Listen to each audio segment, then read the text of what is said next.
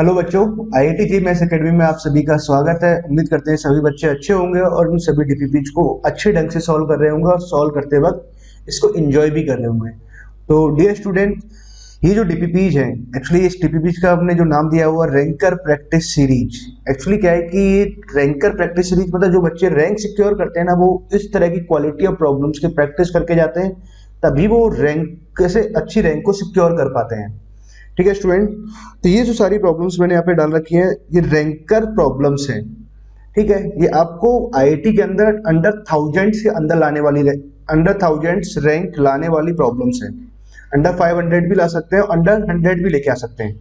ठीक है, तो अगर इन सभी प्रॉब्लम्स की आप अच्छे से प्रैक्टिस करते हैं, मैं गारंटी देता हूँ कि आप 1000 से बाहर तो नहीं जा सकते बिल्कुल भी। आपकी रैंक हमेशा 1000 के अंदर ही रहेगी। बाकी आपके ऊपर डिपेंड करता है आप कितना अच्छे से सिक्योर कर पाते हो, कितना अच्छे से चीज़ों को समझते हैं ना।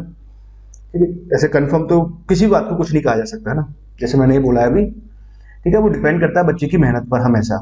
बट हाँ, सभी क्वालिटी ऑफ प्रॉब्लम्स पर करके जाओगे तो नो डाउट आपको एक बूस्ट मिलेगा। बहुत अच्छा ना। ठीक है बच्चे, तो आज आज अपना जो टास्क क्या है, डे 7 का अपना टास्क है डीपीपी नंबर 7 सॉल्व करना ना। तो इस डीपीपी को समझ लेते हैं। इस डीपीपी में 3 सिंगल करेक्ट प्रॉब्लम रखा है हमने, उसके बाद में 2 हमारे पास मल्टीपल करेक्ट प्रॉब्लम्स हैं, उसके बाद में 2 पैराग्राफ है और then 3 numerical type of problems यहाँ पर दे रखी है। उसका इसका आंसर की दे रखा है। नाउ तो स्टार्ट करते हैं प्रॉब्लम्स को। ठीक है बच्चों, तो स्टार्ट करें। तो स्टार्ट करते हैं। पहला क्वेश्चन हमारे पास दे रखा है, कलर वगैरह ले लेते हैं।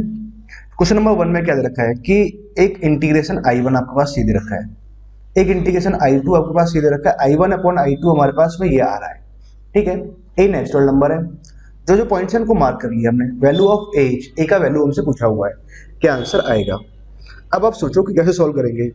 I1 अपॉन I2, कुछ लॉजिक क्या हो सकते हैं। मैं I1 को पहले सेपरेटली सॉल्व कर लूँ, I2 को सेपरेटली सॉल्व कर लूँ और डिवीजन लगा करके ऐसे कर ले। क्या आप देखो, इंटीग्रेशन में आपको पता होता है कि भाई इंडेफिनेट में, जैसे आपको इंडेफिनेट डेफिनेट में इंटीग्रेशन में कई बार क्या होता है, डायरेक्टली सॉल्व कर पाना बड़ा मुश्किल हो जाता है।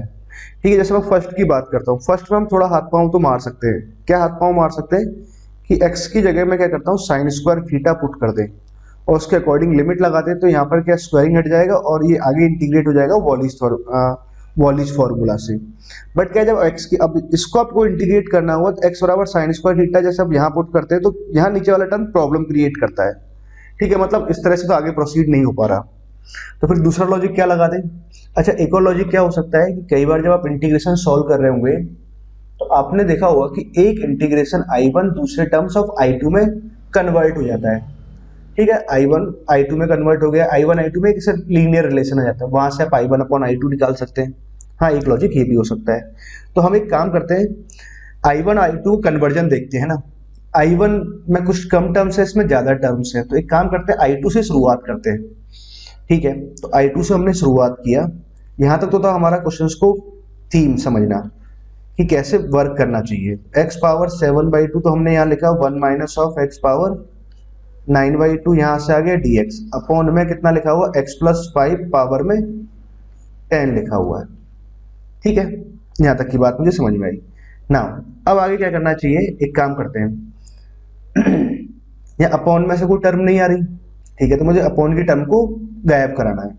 गायब कराना है तो अब क्या करना चाहिए, जैसे कुछ टर्म इसके साथ देंगे तो मान लो टी वगैरह जब मानोगे, मान लो इसको इसको ये टर्म दे दिया है ना, कुछ इसके साथ कंबाइन करा दिया, इस ब्रैकेट को इसके साथ कंबाइन करा दिया, कुछ टर्म बाहर निकाल दिया हमने ना, सपोज करो, ऐसे समझो बात को।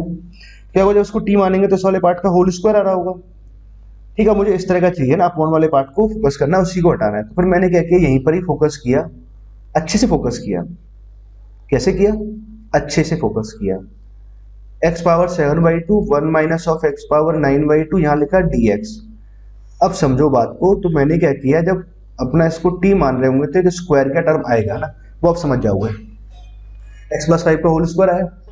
अब मैंने क्या किया, x प्लस 5, ठीक है, 9/2 इसके साथ दिया। ठीक है, यहाँ पर हमने दे दिया।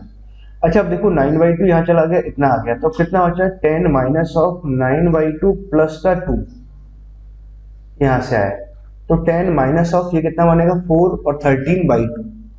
वाह, ये तो 7/2 लिखा हुआ है। 20 माइनस 13 करेंगे तो कितना आ जाएगा, 7/2। तो मतलब ये कितना आ गया, x प्लस 5 पावर में आ जाएगा 7/2। यहाँ तक की बात समझ में आई? बिल्कुल एकदम बहुत सही से समझ में आई सर। अब समझो आप आगे की बातें। और क्या रहेगा 0 to 1, तो हमने यहाँ लिखा, ठीक है। अब मैंने क्या किया, x upon x plus 5 power में लिख दिया 7/2। यहाँ लिखा 1 माइनस एक्स अपॉन में x प्लस 5 पावर में कितना आ जाएगा 9/2। यहाँ तक आ गया।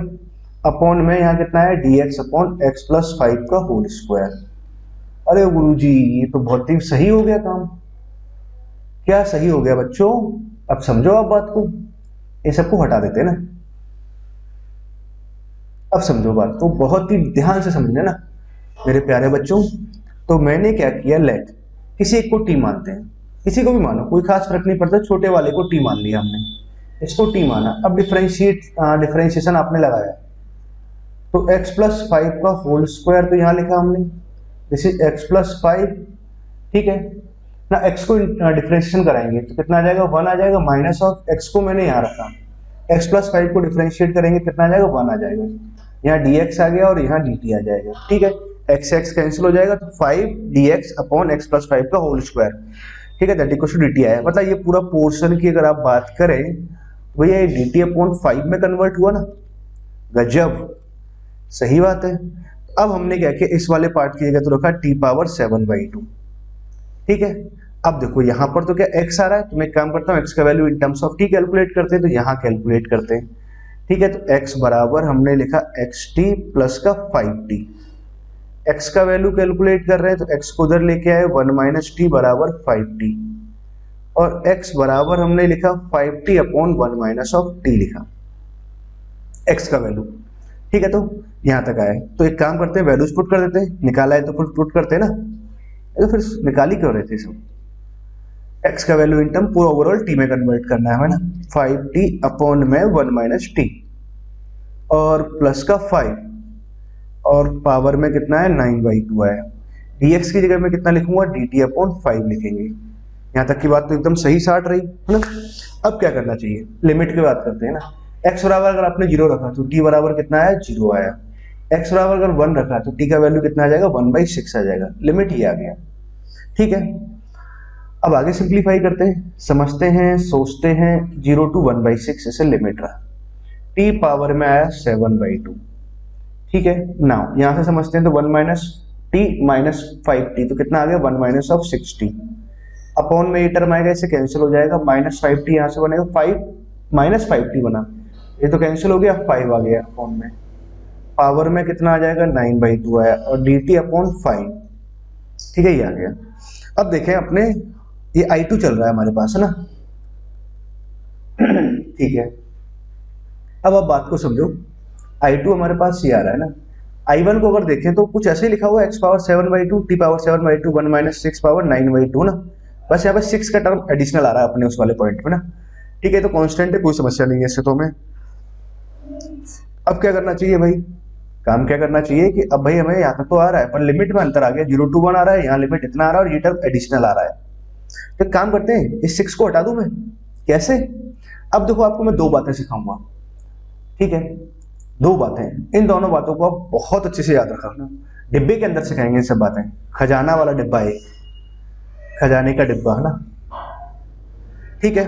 पहला खजाना a2b fx dx, ठीक है। अगर मान लो कभी भी अगर आपको लिमिट में कुछ जोड़ना पड़े, मान लो कि लिमिट में अगर जोड़ना पड़ा तो आपने क्या किया c जोड़ा, तो x को मैं किससे रिप्लेस कराऊंगा x माइनस सी से, तो हर जगह कराओगे। अच्छा इस वाले पार्ट को तो सिंप्लीफाई होकर के ये तो dx ही बन जाएगा, ठीक है, पहला खजाना।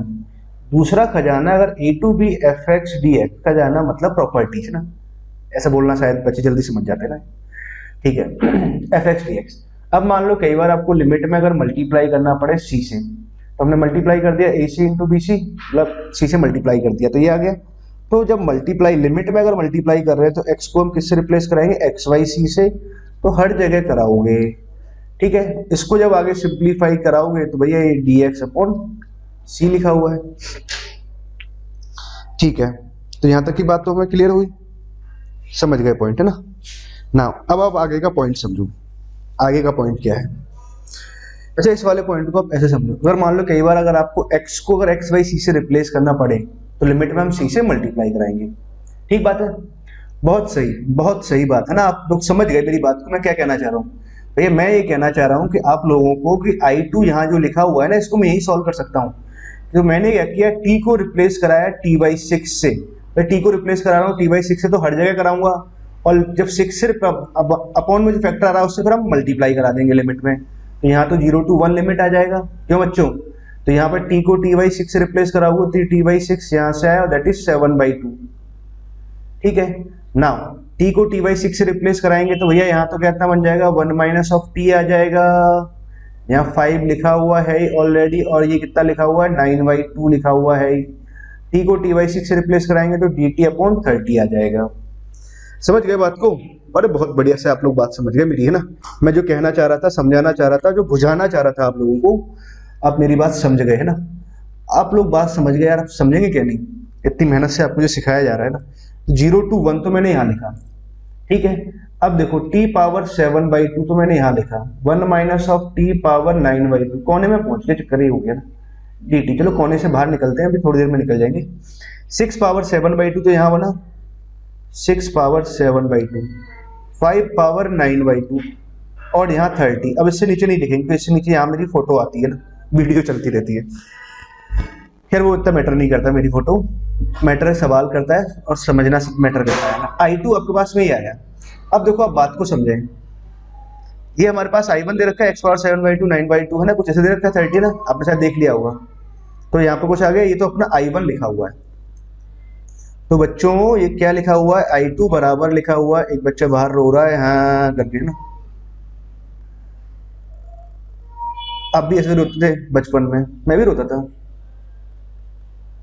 बचपन तो बचपन ही होता है ना, ऐसे जीवन, लाइफ के बहुत सारे फेज होते हैं। चलो ठीक है, तो बात की बात है ना। अभी हम सवाल को, I1/I2 कितना दे रखा है, 5a³ दे रखा है। सब कुछ सही किया है ना बच्चों, तो सब कुछ सही किया है। तो I1/I2 अगर मैं यहाँ से निकालूं, तो भैया I1/I2 अगर अपना निकालेंगे तो 6/7/2 तो यहाँ से आ जाएगा, 5/9/2 यहाँ से आ जाएगा। इसका वैल्यू दिया है 5a³ दे रखा है, a नेचुरल नंबर है, ये आपसे पूछा हुआ है।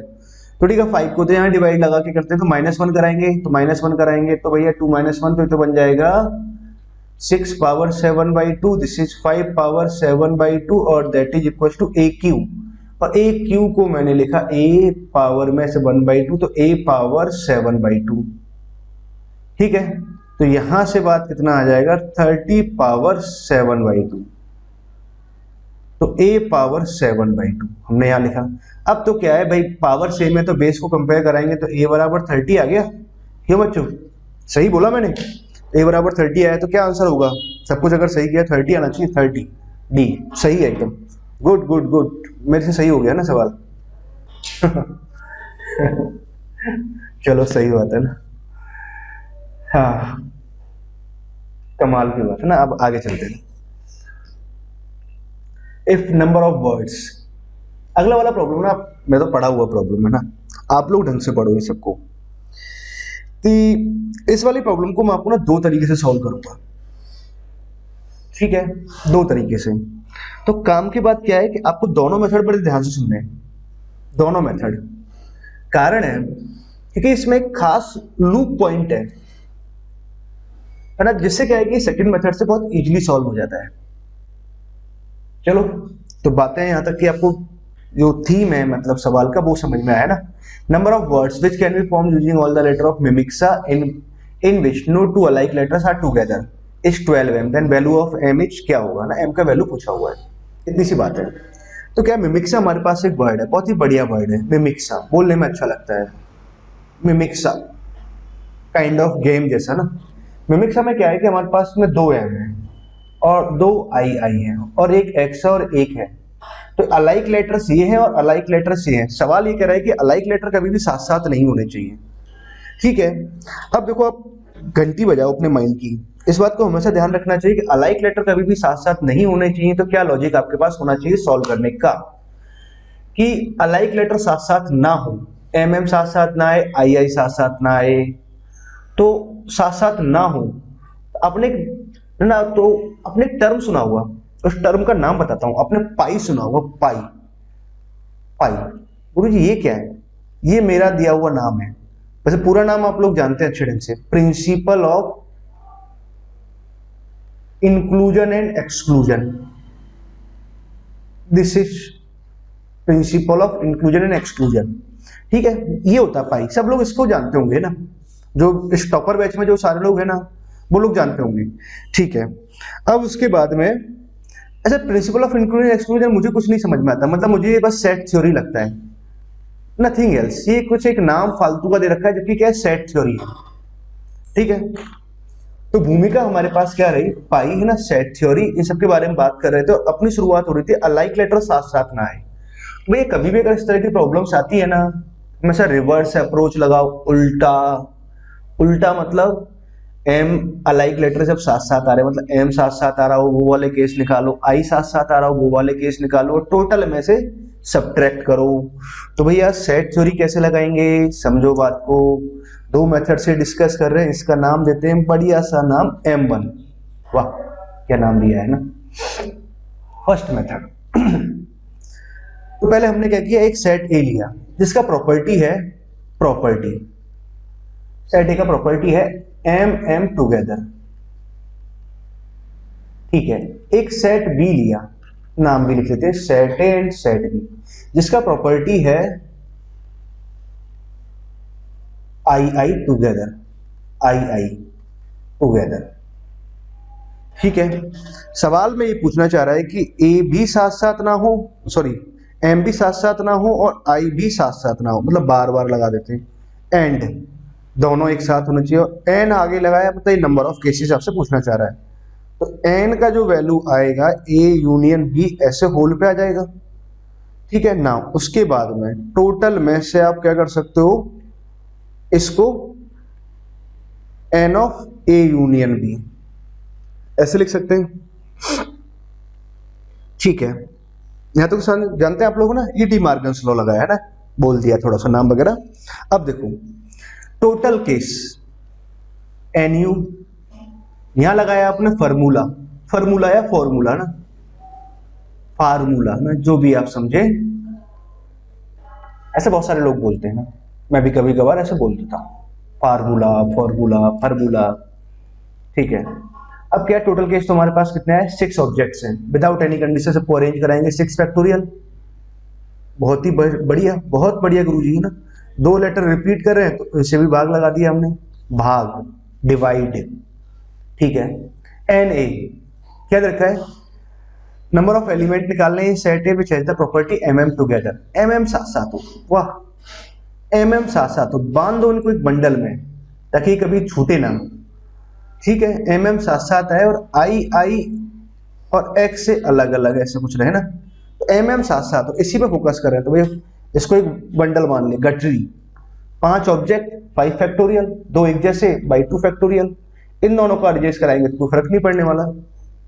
ठीक है, 5 फैक्टोरियल बाई 2 फैक्टोरियल, यहां से भी कितना आएगा, आई साथ साथ हो ना, तो एक ही केस है वो ना। ठीक है, तो यहाँ एम और एक्स है। ठीक है, तो आई साथ साथ हो तो 5 factorial by 2 factorial minus of. तीसरा केस क्या है, जब एम भी साथ साथ, भाई एम की भी बनाऊ गठरी, आई की भी बनाऊ गठरी, गठरी मतलब बंडल। ठीक है, और एक्स और ए, कितने ऑब्जेक्ट है, 4 ऑब्जेक्ट, कितने तरीके से अरेंज हुआ, 4 फैक्टोरियल। जिनकी गठरी बनाई है उनमें भी तो अरेंजमेंट हुआ होगा, भाई एक एक तरीके से होगा क्योंकि दोनों सिमिलर है। ठीक है, तो ये आया हमारे पास आंसर। ठीक है, तो ये आया, टोटल में सबने सेपरेट कर दिया। अब 6 फैक्टोरियल तो कितना हुआ, 720। ये कितना हुआ, 4 से भाग लगाएंगे अच्छे तरीके से, 4 से एक बार भाग गया, 3 बचा तो 8, 180 आया। ये 120/2, 120/2 मतलब 5 फैक्टोरियल आ गया, 120 ही आ गया। यहाँ पे 24 लिखा हुआ है ना, 24, इन दोनों में सब्ट्रैक्ट कराया तो ये 60 आया, प्लस का हमने 24 किया तो ये कितना आ जाएगा, 84 आ जाएगा। This is final answer. ठीक है, तो ऐसे नंबर ऑफ बीट कितना है हमारे पास, 84 आएंगे। समझ गए बच्चों बात को। अच्छा, उसने क्या दे रखा है, number of beat are together 12m दे रखा है, दैट इक्वल्स टू 12m, ये 12m के इक्वल दे रखा है। तो m का वैल्यू यहां से कितना आ जाएगा, m का वैल्यू 7 आ जाएगा, जो आपसे 7 पूछ रहा है ना, तो ये अपना आंसर हो जाएगा। ठीक है स्टूडेंट, तो कौन सा ऑप्शन आया, सी ऑप्शन आया, करेक्ट है, नो डोंट वरी। पीछे जाके चेक करने की हमें बिल्कुल जरूरत नहीं है ना। अब आगे की बात करते हैं, आगे की बात ना, ये तो था फर्स्ट मेथड और ये है अपना यूनिवर्सल मेथड। क्यों? क्योंकि यहाँ दो काइंड ऑफ अलाइक लेटर थे, एमएम और आई। मान लो तीसरा कुछ और होता है, दो ए हो जाते हैं, 3 ए हो जाते हैं, ठीक है। मान लो सवाल में तब तो आपको सेट थ्योरी ही लगाना पड़ता, ठीक है, सेट थ्योरी, जिसे मैं पाई कम बोलता हूँ, सेट थ्योरी ज्यादा बोलता हूँ। तो बात ये रही बच्चों हिसाब किताब की, इसे हटाते हैं थोड़ा नीचे, अब आगे करते हैं थोड़ा और हिसाब। अब हम समझते हैं सेकंड मेथड, और इस सवाल में हम लगाएंगे सेकंड मेथड। इस सवाल से मतलब इस तरह के पैटर्न में कि एम एम आई आई एक्स से कोई भी दो अलाइक लेटर साथ साथ ना हो। तो बच्चों अब मैं क्या बोलने वाला हूँ ना, जो बोलने वाला हूँ ना उसको अपने मन में बिठा लो, क्योंकि जो मैं बोलने वाला हूँ उस बात को ध्यान रखिए, है ना। बहुत अच्छे वचन देने वाला हूँ मैं आपको ना, कि कभी भी अगर दो काइंड ऑफ लेटर्स हैं, दो काइंड ऑफ लेटर मतलब एम एम और आई आई है, ठीक है, तो अगर इस तरह की प्रॉब्लम्स है तो इसको तो आप डायरेक्ट ही मैनेज कर सकते हो। सिर्फ दो ही काइंड ऑफ लेटर्स होनी चाहिए, मतलब दो वैरायटी है ना, जैसे एम एम की वैरायटी आ गई, आई आई की वैरायटी आ गई ना, इस तरह से। अब क्या है कि ऐसी प्रॉब्लम्स को सॉल्व करना होता है, पहला काम तो हम क्या करते हैं, सॉल्व करते हैं ना। क्या तरीका? पहला हमने केस लिया जब M M not together, not together, ठीक है, एम एम साथ साथ ना आए, ठीक है। तो एम एम साथ साथ ना आए तो हमने क्या किया, एम एम को निकाल दिया बाहर, तो लगाया हमने गैप मेथड, ग्रीन कलर लेते हैं, आई आई एक्स ए, ठीक है। एम एम साथ साथ ना आए तो ये आ गया। इनके बीच में गैप कितने बेटा? हमेशा एक गैप ज्यादा आता है, 5 ऑब्जेक्ट हैं तो कितना आ जाएगा, मतलब 5 गैप आ रहे हैं, 5 में से हमने 2 गैप का सिलेक्शन किया, इन दोनों को हम बिठा दिया, तो एम एम कभी भी साथ साथ नहीं आए। अब इन बच्चे 4 ऑब्जेक्ट को कितने तरीके से अरेंज कराएंगे, 4 फैक्टोरियल बाई 2 फैक्टोरियल, 2 एक जैसे आ रहे थे, ये आ गया, ठीक बात। अब इसमें अब समझो एम एम नॉट टूगेदर, ठीक है, तो इसमें एम कभी भी साथ साथ नहीं आ रहा होगा, सही है ना। एम कभी भी साथ साथ नहीं आना चाहिए, मतलब एम कभी भी नॉट टूगेदर, मतलब M not, M is separated, है ना। गैप मेथड ही लगा, टोटल में से माइनस नहीं करोगे ना, ठीक है यार। 2 लेटर थे, 3 एम होते तो फिर हम यही लगाते ना गैप, मतलब एम कभी भी साथ साथ नहीं आ रहा है, कहने का मतलब ये है। ओके, अब समझो बात को। इस वाले केस में ना थोड़ा सा लॉजिक सोचो कि इसमें हो क्या रहा है। इसके साथ में एक घटना घट रही है, घटना क्या घट रही है, यहाँ पर आई टूगेदर हो सकता है और या फिर I not together, I I separated, ये बात हो रही होगी ना। इस टोटल केस में यही सब तो आ रहा है। तो एक काम करता हूं, टोटल में से मैं वो वाले केस हटा दूं जब आई आई साथ साथ आ रहा होगा, ठीक है। तो I I together but M separated, M not together, है ना, एम नॉट टूगेदर, है ना, ये वाला केस चल रहा है, ठीक है। तो हमने क्या किया, अब इस केस को हम कैलकुलेट करते हैं। आई आई टूगेदर आए तो आई आई का बनाया एक बंडल, बंडल बना लिया, बंडल आई आई, है ना। एम एम अलग अलग होने चाहिए भाई, जो अलग अलग होने चाहिए उनको तो बाहर फेंक दिया करो, बाहर, मतलब ऐसे भी बाहर मत फेंकोगे जो लिखे ही नहीं, कहीं दिखाई नहीं देते। आई आई यहाँ आ गया, एक्स यहाँ आ गया और ए यहाँ आ गया, ठीक है, ऐसा कुछ लिखा आपने। अब हमारे पास में क्या हुआ, बंडल बनाया ऐसी गठरी, आई आई टूगेदर है, 3 ऑब्जेक्ट है, गैप कितने, 4 गैप में से आपने क्या किया, 2 गैप का सिलेक्शन किया, 4C2, 4 में से 2 गैप आ गए हमारे पास, गुड, 4 में से 2 गैप आए। उसके बाद क्या करना चाहिए, 4 में से 2 गैप हमने सेलेक्ट कर लिए, एक गैप ये आया, एक गैप ये आया, कहना क्या चाह रहे हैं, यहाँ पे एम एम बिठा दिया, ठीक बात है। अब हमारे पास में क्या, 3 ऑब्जेक्ट है, कितने तरीके से अरेंज करा वो 3 ऑब्जेक्ट को, 3 फैक्टोरियल तरीके से। उसके बाद में इसका रिपीटेशन में एक ही आएगा, मतलब उनको जब चेंज करोगे तो ये आएगा, ठीक है। तो ये अपना फाइनल आंसर आ गया। टोटल में से हमने इस वाले केस को हटा दिया, तो आप क्या कर सकते हो, हमारे पास में वो वाले केस आ जाएंगे जिसमें एम एम भी और आई आई भी कभी भी साथ साथ नहीं होगा। आई थिंक बच्चों डिटेल से मैंने जो समझाया आपको ये भी सारी बात समझ में आई होगी, और आपने अगर ढंग से पढ़ा होगा तो आपको मजा भी आ गया होगा, मजा आ गया होगा, मजा, है ना। उसको सॉल्व कर लेते हैं ना, नंबर्स का खेल समझते हैं। 5C2 कितना आ जाएगा, 54/12, जो 10 लिखा हुआ है, 24/2 तो ये 12 लिखा हुआ है, ये 120 हो गया। यहाँ से बनेंगे तो 4 3 12/2 करेंगे तो 6 यहाँ से आ रहा है, 6 × 6 36 आ जाएगा, ये 36 आ गया। 120 में से 36 घटाना है ना, तो 120 में पहले 30 घटाओ, 90 में 6 गए तो कितना, 84 आ गया ये तो सब ना, और यही तो पहले भी आंसर आ रहा था। ये 12m के बराबर दे रखा है, तो यहाँ से m बराबर 7 आ जाएगा। क्लियर आंसर है ना फाइनली। ओके, बहुत ही बढ़िया, शानदार, लाजवाब, अच्छा प्रॉब्लम था, है ना, बढ़िया ना। तो अब आगे की बात करते हैं। इस डीपीपी में कई सारी प्रॉब्लम्स बड़ी खास खास है, बहुत खास खास ना, न्यूमेरिकल टाइप ऑफ प्रॉब्लम्स पर। अब देखो मैंने यहाँ पर क्या है, जानबूझ करके 3 प्रॉब्लम्स एक जैसी ली थी। कारण है उसका, कारण ये है क्योंकि कारण क्या है, कारण है, सोचता हूँ क्या कारण है। यहाँ भी कंपोजिट है, यहाँ पर भी कंपोजिट है, यहाँ पर भी कंपोजिट है। जनरली बच्चों को लगता है कंपोजिट से डर। अपना क्या है, डीपीपी में क्या है, बच्चों की प्रैक्टिस भी कराना था, कुछ बातें सिखाना भी था। तो कंपोजिट के बारे में वो डर को पहले निकाल के और प्रॉब्लम को हिम्मत से सॉल्व करें ना। चलो बहुत हुई बातें, नाउ करते हैं सवाल सॉल्व। एफ एक्स बराबर this and this something they रखा है, जो दे रखा है ना, एफ ऑफ एक्स बराबर 0 has two root alpha 1 and 2, इसके 2 रूट दे रखे हैं 1। तो find the value of 2 times of F of 0 का मॉड। ये मुझे कैलकुलेट करना है, ठीक है ना। ये अगर मुझे कैलकुलेट करना है तो काम क्या करना चाहिए, काम क्या करना चाहिए, ठीक है, इसके 2 रूट आ रहे हैं ना, हैज टू रूट 1 एंड 2, मतलब 1 इसका रूट है और 2 भी इसका रूट है। ये रूट नहीं तो बता रहा है कि 2 रूट है। एफ एक्स हमारे पास में ये है, पूछना क्या जा रहा है, एफ ऑफ 0, मतलब एफ ऑफ 0 पूछना जा रहा है, मतलब बीटा, बीटा का वैल्यू क्या होगा, यही ना। ये कैसे निकालेंगे, मतलब बीटा निकालना मेरे को।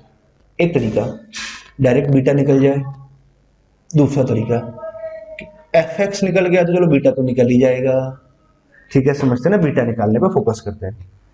तो भाई 1 और 2 इसका रूट है, तो क्या करना चाहिए, गुरुजी, तो 1 इसको सेटिस्फाई कराएगा, पहली बात, 1 और 2 भी इसको सेटिस्फाई कराएगा, ये बात भी सही है। तो एफ ऑफ F1 भी 0 होगा एंड ये भी 0 होगा।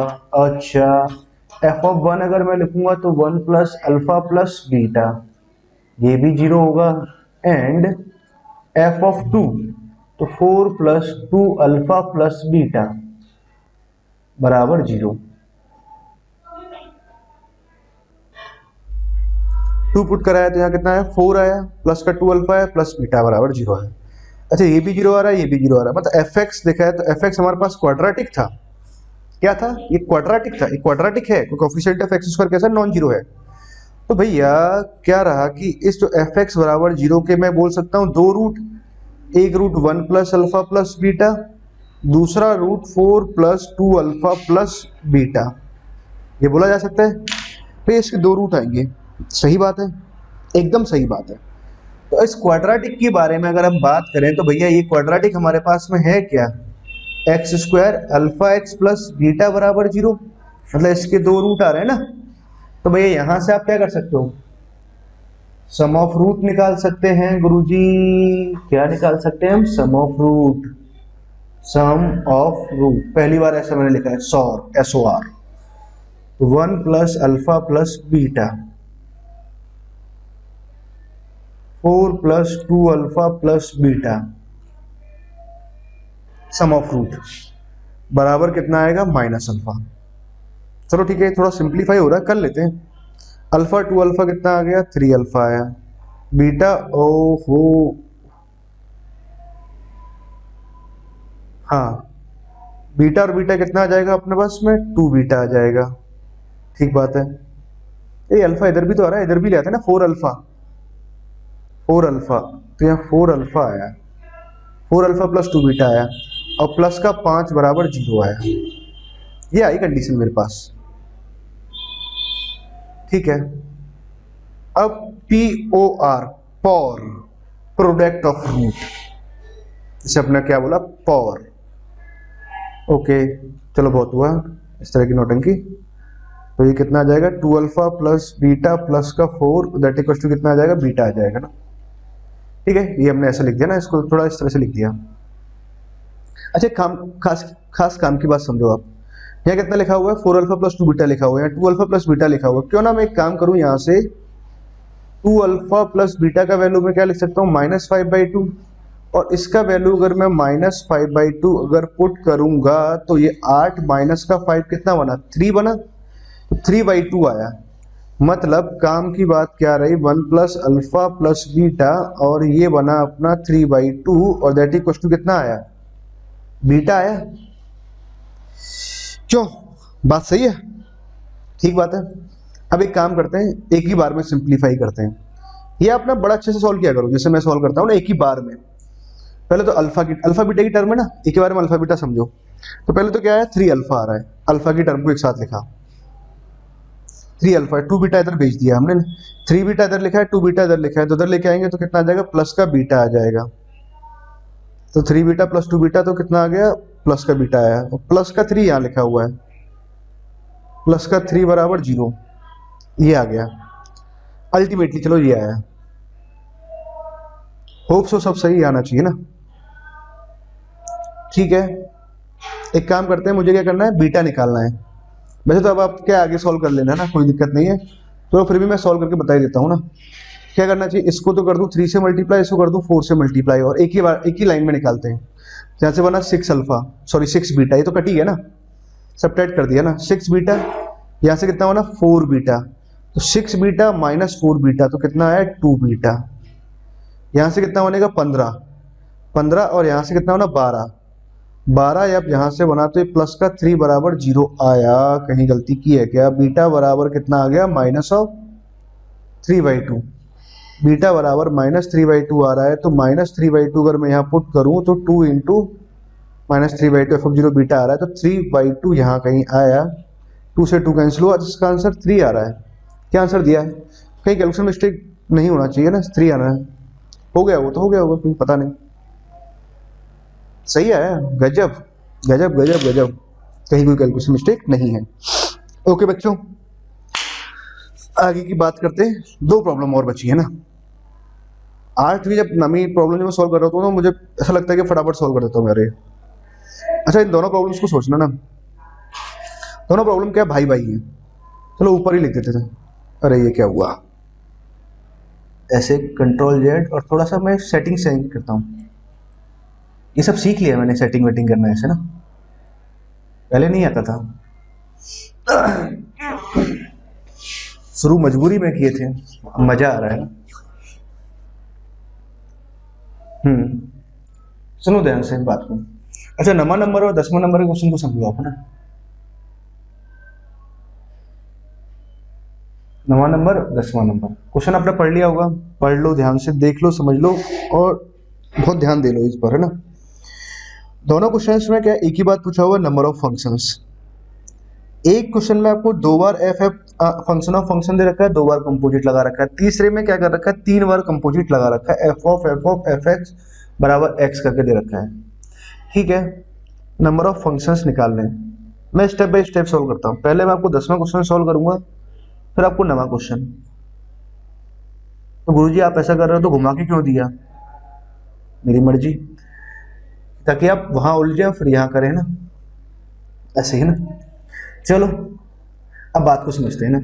पहले क्वेश्चन नंबर 10वां, एक फंक्शन है जो ए से ए में डिफाइंड है, सेट है कि हमारे पास ये 5 एलिमेंट है, 10वां सॉल्व कर रहे हैं, ठीक है। तो ये कुछ ऐसे है, इसके एलिमेंट है 1 2 3 4 5, 1 2 3 4 5, ठीक बात है। अब समझो पॉइंट को, function of F of X निकालना है, मतलब A to A function of function आ गया, शुरू से एंड तक देखेंगे तो एफ ऑफ एफ एक्स आ गया, समझ गए ना बात को, बड़े ध्यान से समझना। ये ए सेट है, ये भी ए सेट है, ये भी ए सेट है, इसके एलिमेंट्स हैं 1 2 3 4 5, बहुत ध्यान से, 1 2 3 4 5, 1 2 3 4 5। इस फंक्शन ऑफ फंक्शंस की बात समझते हैं ना, मतलब क्या है, यहां से अब देखो, जो आपने इनपुट डाला है ना, जो ये इनपुट में गया, और एफ एक्स से जो फाइनली बाहर निकलता है, मतलब ये आउटपुट, मतलब जो इनपुट है वही आपका आउटपुट बनना चाहिए। कमाल की बात ये है, जो आपका इनपुट है वही आपका आउटपुट, आपने 1 डाला 1 ही बाहर निकला, तो भैया ऐसा कब होगा, जब 1 पे आउटपुट 1 मिले और ये 1 वाली लाइन ऐसे ज्वाइन हो जाए, तो मिलेगा। तो देखो कैसे, यहां से अगर मैं देखूं तो इस लाइन को मैं यहां लिखता हूं, यहां लिख देता हूं। एफ ऑफ वन पे वैल्यू कितनी आई, 1 आई। तो अब समझो एफ ऑफ वन हमें निकालना है। इस पे वैल्यू कितनी आ रही है, एफ ऑफ वन पे वैल्यू 1 है तो एफ ऑफ 1 आ रहा है, इस पे 1 रखा तो ये आया और एफ ऑफ 1 का वैल्यू 1 आया। ठीक, मतलब टू अगर इनपुट में तो 2 यहाँ कनेक्ट होना चाहिए, मतलब ऐसे सीधे सीधे कनेक्ट हो जाए। तो भैया क्या होगा, आउटपुट जो इनपुट डाल रहे हैं वही आउटपुट में आ जाएगा, एक केस। मतलब ऐसा एक फंक्शन मैंने आपको एग्जाम्पल के तौर पे लिखा। एक और बात समझो, आप लोग हो बड़े होशियार, बड़े ही होशियार बच्चे हैं तो आपको पढ़ाने में भी बड़ा मजा आता है। ठीक है, यहाँ एलिमेंट लिए 1 2 3 4 5, यहाँ एलिमेंट लिए 1 2 3 4 5 और यहाँ एलिमेंट लिए 1 2 3 4 5। अच्छा, आप ऐसे समझें कि क्या वन इनपुट पे ना सेम टू सेम, मतलब एफ एक्स बराबर एक्स का इनपुट बनाया, मतलब सेम टू सेम बोल दिया, मतलब 1 1 से कनेक्टेड हुआ, 2 2 से कनेक्टेड हुआ। तो क्या ऐसे ही केस हो सकता है क्या? नहीं नहीं नहीं, ऐसा भी तो हो सकता है, मान लो 1 यहाँ कनेक्ट हो जाए 2 पर और 2 1 पे कनेक्ट हो जाए। ठीक, मतलब 2 1 पे, तो मतलब इधर क्या है, 2 1 पे आया, 2 1 पे आया और 1 का कनेक्टेड है, 2 पे कनेक्टेड है। देखो जो इनपुट में डाला, इनपुट में 1 डाला, आउटपुट में 1 निकला, बीच का भूल जाओ, जो इनपुट में डाला वही आउटपुट में निकला। ऐसा भी तो केस हो सकता है, बिल्कुल गुरुजी ऐसा हो सकता है। बाकी इन सबको सीधे सीधे जोड़ दिया, सीधे सीधे मतलब ऐसे जोड़ दिया। क्या आपको मेरी बातें समझ में आई बच्चों? अगर आपको मेरी बातें समझ में आई तो अब सवाल शुरू करते हैं यहां से। अब मैं बात करता हूं नंबर ऑफ फंक्शंस की। किसकी? नंबर ऑफ फंक्शंस की। अब समझो बात को, क्या क्या संभावनाएं हो सकती हैं। संभावनाओं में केस वन, केस वन का मतलब संभावना है ना, पॉसिबिलिटी, कि ऐसा हो सकता है कि भाई ये सारे फंक्शंस हैं सभी ऐसे ऐसे कनेक्टेड हो जाएं, पांचों की पांचों। तो ऐसे जब लिखेंगे तो नंबर ऑफ फंक्शन नॉफ कितना आएगा, 1 आएगा। ऐसा केस अगर होगा तो। दूसरा केस, क्या पॉसिबिलिटी हो सकती है कि मान लो अगर ऐसे अगर ग्राफ जुड़े हुए हैं, ग्राफ जुड़े हुए हैं, क्या बोला मैंने, मतलब अगर फंक्शन ऐसे जुड़े हुए हैं, लिख लेते बताते हैं। मान लो अगर दो ऐसे डिफरेंट कनेक्शन ले रहे हैं, इस तरह के डिफरेंट कनेक्शन, ठीक है, और 3 अपने सेम सेम गए। ये तो अपने एक एग्जांपल, ये एक वन ऑफ द फंक्शंस था। अब क्या है कि 2 डिफरेंट कनेक्शन लें और 3 सेम कनेक्शन लें। ठीक है, सेम कनेक्शन, आप इस तरह कनेक्शंस के बारे में बात कर रहे हैं। तो पहली बात तो क्या होना चाहिए, अब ऐसे नंबर ऑफ सच फंक्शंस कितने होंगे भाई। 1 और 2 के साथ ऐसी घटना घट सकती है, 2 और 3 के साथ में भी ऐसी घटना घट सकती है, 3 और 4 के साथ में भी ऐसी घटना घट सकती है। पहला काम तो क्या किया, 5 में से लिया हमने 2 का सिलेक्शन। एग्जाम्पल के तौर पर मान लो 1 और 2 आ गए। इनको जब ऐसे कनेक्ट कराया तो यहाँ से हम कनेक्ट करने के तरीके कितने आ जाएंगे, 2 आ जाएंगे। ये 1 और 2 का हिसाब हुआ। इसके बाद इनको सब एक ही तरीके से कनेक्ट कर सकते हैं, तो एक तरीके से ही आया। और जब ऐसे हमने सबको कनेक्ट कर दिया तो ये पूरा की पूरा क्या बन गया, नंबर ऑफ फंक्शंस बन गया। ठीक है, ये नंबर ऑफ फंक्शंस आया। तो ये कितना आ जाएगा, 5c2 कितना हो जाएगा, 5 4 अपॉन 1 20 अपॉन 2, तो 10 20 आ गया, आया ना 20। हाँ सही है। अब क्या है कि दो डिफरेंट कनेक्शन थे। अब एक और संभावना क्या हो सकती है कि 3 डिफरेंट हो जाए। क्या बोला मैंने गुरुजी, 3 डिफरेंट हो जाए, क्या बात है। नहीं नहीं नहीं, गलत बोल रहे हैं ना, मतलब 2 अलग आपस में डिफरेंट कनेक्टेड हो और 3 और 4 आपस में अलग डिफरेंट कनेक्टेड हो। ये घटना भी तो चल सकती है, ये इससे कनेक्टेड हो, ये आउटपुट यहाँ निकला, तो 1 2 से 2 1 से कनेक्टेड हो रहा है, तो 2 1 से कनेक्ट हो जाए और 1 2 से कनेक्टेड हो रहा है, ये एक घटना। ऐसी एक घटना यहाँ घटा दें और ये अपना सेम टू सेम चला जाए। तो अगर इस तरह की अगर इस तरह का अगर अरेंजमेंट चलेगा, मतलब अरेंजमेंट मतलब इस तरह का कनेक्शन होगा, तब नंबर ऑफ फंक्शंस, तो एन हम बड़े अच्छे से लिखेंगे, ओ भी बड़े अच्छे से, और एफ ये सब लिखने में मेरे को बड़ी तकलीफ होती है, जैसे आपने देखा राइटिंग में खराबी आ जाती है ना। यहाँ मैं थोड़ा सा ऊपर करता हूँ क्योंकि यहाँ मेरा आपको फोटो दिखाई दे रहा होगा ना, जो फिर दिखाई नहीं दे पाएगा आप लोगों को। चलो काम की बात, नंबर ऑफ फंक्शंस क्या करते हैं, 2 2 के ऐसे हमारे पास ये रखने, तो ये हमारे पास में आ गया, ये हमारे पास में आया, तो मैंने कहा कि पहले 5 में से 4 का सिलेक्शन कर लूँ। 5 में से 4 का सिलेक्शन कर लिया, ये 4 सिलेक्शन हो गए। अब क्या किया, इन चारों में से हमने क्या किया, इनके दो दो के ग्रुप बनाते हैं। 5 में से कोई 4 सेलेक्ट हुए, ये 4 आ गए, 4 में से मैं क्या दो दो के ग्रुप बनाता हूँ। कितने सारे ग्रुप बनेंगे हमारे पास में, 4 फैक्टोरियल अपॉन में 2 फैक्टोरियल और 2 फैक्टोरियल, और सेम ग्रुप आ रहा है तो इसके वजह से 2 फैक्टोरियल आया। ये 4 ले लिए, इन 4 को दो दो ग्रुप में डिवाइड किया। कोई जरूरी नहीं 1 और 2, 1 और 3 भी हो सकते हैं, 3 और 4, 2 और 4 भी तो हो सकते थे ना। ऐसे हमने क्या किया, 5 में से 4 का सिलेक्शन किया, दो दो ग्रुप बनाए। ठीक है, अब इस वाले ग्रुप का जो कनेक्शन है वो इसके तरीके से दो आएंगे, ये दो तरीके से कनेक्शन हो सकता है। एक दूसरे ग्रुप वाले कनेक्शन दो तरीके से कनेक्शन हो सकता है, ये आया। ये टोटल नंबर ऑफ जो कनेक्शन आए। अब एक यहाँ से कनेक्शन हो गया तो ये क्या हुआ, अब सबके कनेक्शन होने के तरीके आ गए। अब सबके कनेक्शन होने के तरीके आ गए तो ये तो हमारे पास नंबर ऑफ फंक्शंस आ गया। ठीक है, तो नंबर ऑफ फंक्शंस आ गए तो हमारे पास अभी कितना आ जाएगा, सॉल्व कर लेते हैं। ये इससे कैंसिल हो जाएगा, ये 24/2 लिखा है तो 12 लिखा हुआ है ना। 5c4 को मैं क्या लिख दूंगा, 5c1, तो ये 5 लिखा हुआ है। ठीक है, कहीं कुछ गलती करी है क्या हमने। 5 में से 4 का सिलेक्शन कर लिया, 4 फैक्टोरियल यहाँ से आ गया, 24/2 करेंगे तो हमारे पास में कितना आ जाएगा, 12 आ जाएगा। 5 में से 4 का सिलेक्शन किया तो 5c1 आया है ना। ठीक है, कितना आ रहा है, बरपंजे 60 यहाँ से आया, 60 फंक्शन तो ये आ रहा है, 80 ये हो गया। एक फंक्शन हमारे पास ये आ रहा है, 81 फंक्शन आ रहे हैं। सही है बात है ना, कहीं कोई गलती नहीं है। चेक करते हैं आंसर, 81 ही आंसर दिया है ना, कोई केस वगैरह तो मिस नहीं कर रहे। 81 नहीं, 10वें का आंसर गलत है, 26 आ रहा है, कहीं कुछ घटा बढ़ा दिया हमने। रुको समझते हैं।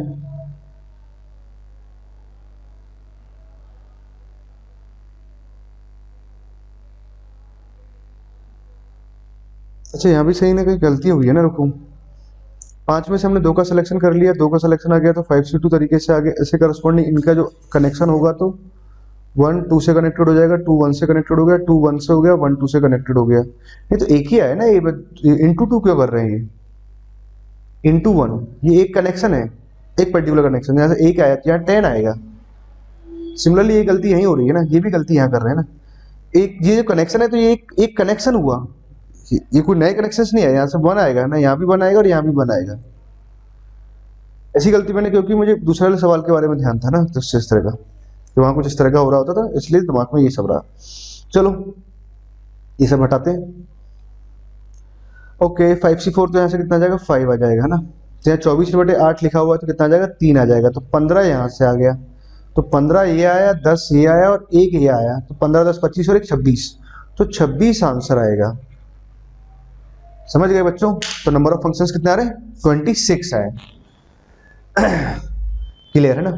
जो बच्चों ने थोड़ा बहुत देखा हुआ तो वो लास्ट में समझ जाएंगे कि गड़बड़ हो रहा था ना, तो वो अब सीख जाएंगे, और जिन्होंने थोड़ा सा देख के छोड़ दिया हुआ तो गलती कर जाएंगे ना। ओके, ये तो हुआ हमारे पास में ये क्वेश्चन। अब करते हैं हम अगले क्वेश्चन को, उसको मैं पूरा सॉल्व कर देता हूँ ना। अब सॉल्व भी कर देते हैं, उसका पूरा आंसर ही निकालते हैं। ओके, अगले क्वेश्चन को समझो। 9th, सेट ए में कितने सेट फंक्शन ऐसे डिफाइंड है, सेट ए में 7 एलिमेंट दे रखे हैं, नंबर ऑफ सच फंक्शन की f ऑफ fx बराबर x है, for all x belongs to x। ठीक है, तो नंबर ऑफ सच फंक्शंस कितने होंगे ये बताइए। तो बताते हैं, तो एक काम करते हैं, जगह बना लेते हैं यहीं पर ही, और इसको तो कर देते हैं साइड, इसको हम सीख चुके, इसको करते हैं गायब ना। अब समझो बात को, अब फंक्शन ऑफ फंक्शन चाहिए तो मतलब ये f आया यहाँ से, ये f ऑफ fx आया, और ये हमारे पास कुछ ऐसे आया, यहाँ fx, यहाँ fx, यहाँ f है ना, और यहाँ से यहाँ देखेंगे तो ये f ऑफ fx है।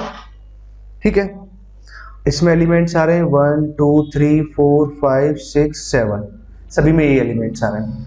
अब देखो, इतना बड़ा बनाने की हमें जरूरत नहीं है, अब एक से समझो आप बात को, जो पहला भी अब आप फटाफट करने लगोगे ना। 1 2 3 4 5 6 7, 1 2 3 4 5 6 7। ठीक है, यहां से फंक्शन f। ठीक है, अब समझते हैं पॉइंट है ना। नंबर ऑफ फंक्शंस निकालने, इसमें देखो सेम खास बात है, जो इनपुट है वही आउटपुट है। ठीक है, मतलब आपने 1 डाला, मतलब एक तो क्या सिमिलर सेम टू सेम वाला कनेक्शन चलेगा। एक तो ये आपको समझ में आया। ठीक है, अब क्या है यहाँ पर देखो, ये इसका इनपुट है तो ये इसका आउटपुट बना, और ये इसका आउटपुट फिर इसके इनपुट में जाएगा। मतलब 3 बार ऐसा चल रहा है। 3 बार ऐसा चल रहा है तो हमारे पास में क्या क्या केस बन सकता है, एक केस समझो। अब देखो ऐसा हो सकता है 1 2 3 लिया, यहाँ पे 1 2 3 लिया, 1 को आपने 3 से कनेक्ट किया, ठीक बात है। ठीक है, तो 1 का 3 से, 3 का आपने क्या किया फिर 2 से कनेक्शन किया, और 2 का आपने 1 से कनेक्शन किया। ठीक, मतलब अगर मैं बात समझाऊं कि अगर आप यहां से समझें, 1 को मैंने 3 से कनेक्ट किया, मैं डिफरेंट डायग्राम बनाता हूं ना, डिटेल से समझाते हैं ना। यहाँ डायग्राम बना, यहाँ डायग्राम बना, यहाँ भी डायग्राम बनाते हैं, और यहाँ पर भी, और यहाँ अपना 1 2 3 4 5 उनको लिख देते हैं। अभी सिर्फ इतने पे ही फोकस करते हैं, 1 2 3 4 डॉट डॉट, 1 2 3 4 डॉट डॉट, 3 लेके चलते हैं ना। अब देखो कैसे मुझे आउटपुट सेम दिखाना है ना। मान लो ये तो हुई है ना, मान लो थोड़ी देर के लिए मैंने 1 को 3 से कनेक्ट किया, 3 हमारे पास किससे कनेक्ट हो जाए, 1 को 3 से, मतलब 1 किसी से भी कनेक्ट हो सकता है। 1 को 1 वाला केस तो हमने ले लिया, 1 2 और 3 से कनेक्ट हो सकता था, 1 को मैंने 3 से कनेक्ट कराया। अब 3 का मैंने क्या किया, 3 से कनेक्शन तो ले नहीं रहे ना, क्योंकि सेम टू सेम वाला हटाते हैं ना। 3 का मैंने 2 से कनेक्शन कराया, और 2 का 1 से कनेक्शन कराया। ठीक है ना, एक कनेक्शन ये रहा, ऐसा हो सकता है। या फिर है ना, दूसरा अगर समझें, 2 की अगर मैं बात करूं तो 1 2 या 3 किसी से कनेक्ट हो सकता था, एक है ना।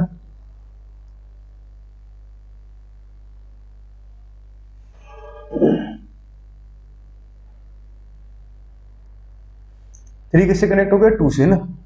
ठीक है, अब देखो 2 की अगर बात की जाए तो 2 को मैंने क्या किया, 1 से कनेक्ट कराया, और 1 को मैंने क्या किया, अब यहां कनेक्ट कराते हैं। 2 का 1 से कनेक्शन हो गया ना, तो ठीक है, फंक्शन ही लिखा हुआ है तो 2 का 1 से कनेक्शन यहां भी हो गया। ठीक, 1 का 3 से कनेक्शन हुआ,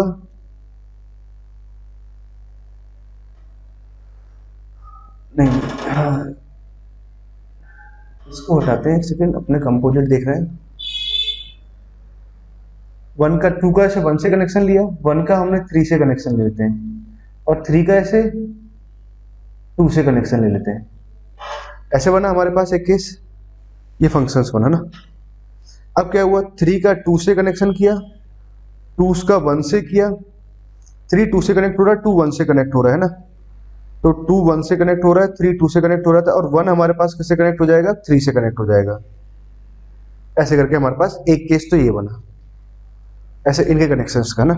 ऐसी सिमिलरली जब आप सॉल्व करोगे तो एक और केस आएगा, 2 केस आएंगे सिर्फ। कैसे, जब 1 को आप 3 से कनेक्ट कर रहे थे ना, तो 2 के अकॉर्डिंग भी कर सकते थे, 1 को आप 2 से भी कनेक्ट कर सकते थे, उससे करस्पॉन्डिंग जब आगे चलाएंगे तो एक और चेन बनेगी। तो मतलब ये जो हमने कॉम्बिनेशंस लिया हुआ, इसके अकॉर्डिंग क्या हुआ, सिर्फ 2 कनेक्शंस आए, 2 कनेक्शंस आए, तो 2 इस तरह के हम कनेक्शंस कर सकते हैं।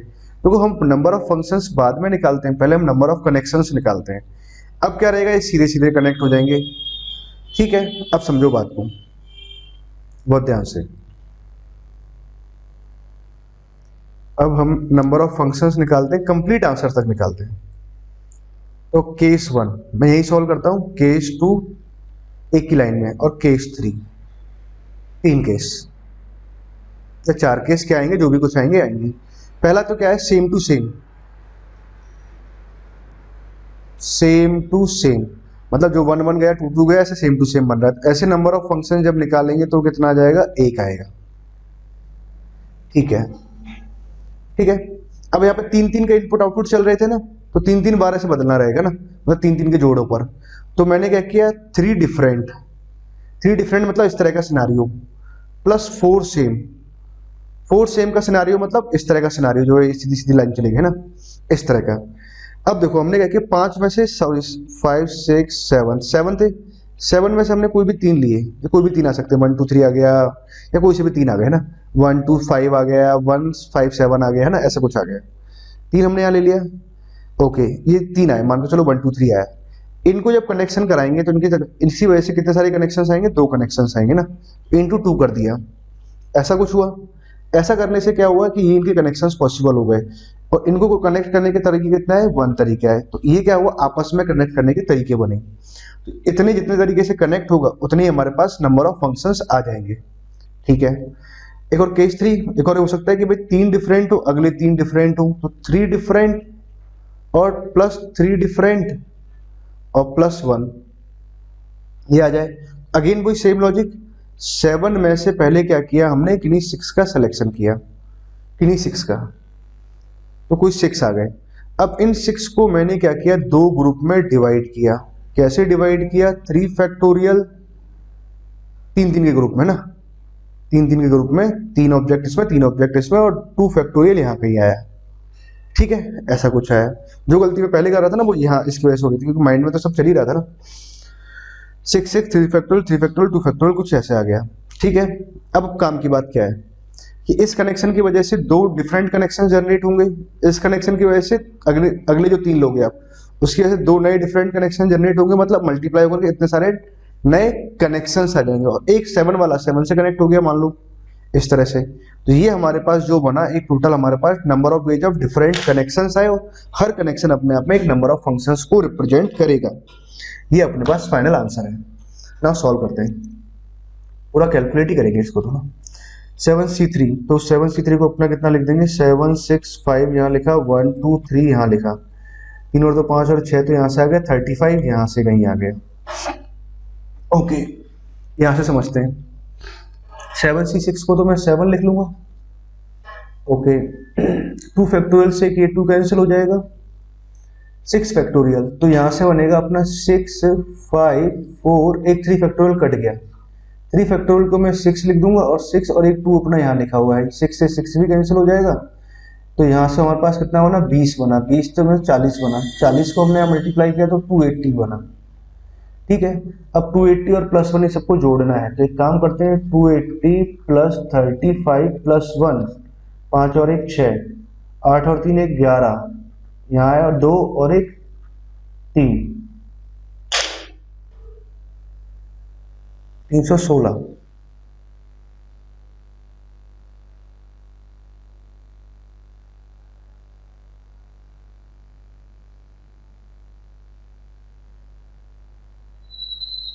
कुछ गलती कर दी क्या, फिर से गलती हो गई क्या, कहाँ ध्यान दे रहे हैं, 351।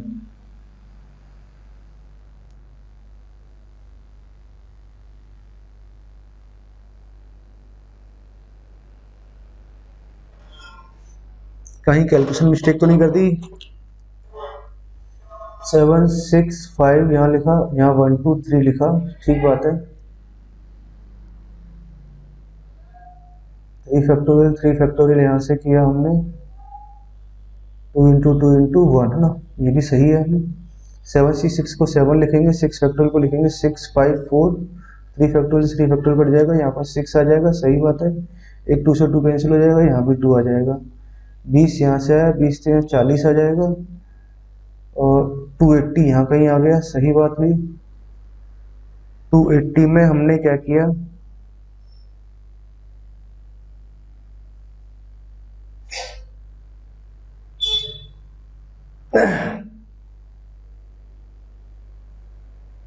कहीं कुछ गलती कर रहे हैं क्या, क्या गलती कर रहे हो।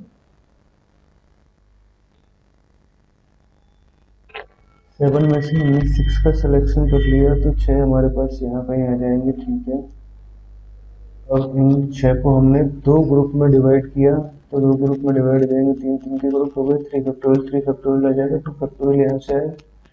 इस ग्रुप की वजह से 2 नए कनेक्शन जनरेट होंगे, इसकी वजह से भी 2 नए कनेक्शन, तो 2 इंटू 4 करके यहाँ आ जाएगा, इंटू 1, 7C6, तो 7C1 यहाँ से आया था।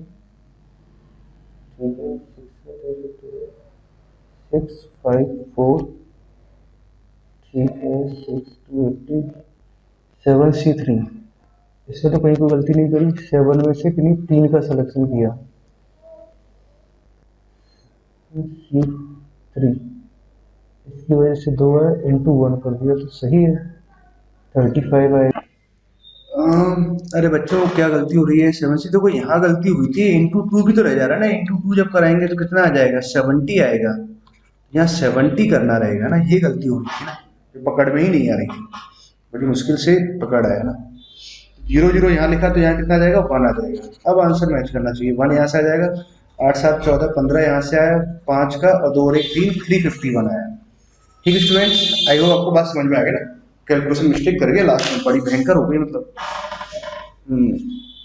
तो ऐसे ध्यान रखना रहता है आप लोगों को, तो एग्जाम में ध्यान रखना होता है, क्योंकि एग्जाम में अगर आपने छोटी सी मिस्टेक कर दी ना तो आपका आंसर गलत हो जाएगा, गड़बड़ हो जाएगा मामला। मेरी साइड से मुझे तो एग्जाम देना नहीं होता है ना, बट आप लोगों को बड़ा केयरफुल रहना है। जैसे मैंने बड़ी गलती करी है ना, बहुत बड़ी गलती हुई है ना। चलो ठीक है, ओके स्टूडेंट्स, आई होप आपको सारी प्रॉब्लम्स बड़े अच्छे से समझ में आ गई होंगी, और इस प्रॉब्लम में कहीं पर भी, इस डीपीपी के अंदर कहीं कोई दिक्कत नहीं गई होगी। बहुत ही बढ़िया शानदार डीपीपी है, इसमें आपने बहुत सारी बातें सीखी, और ऐसे ही आप बहुत सारी बातें सीखते जाओगे ना। Okay students, thank you.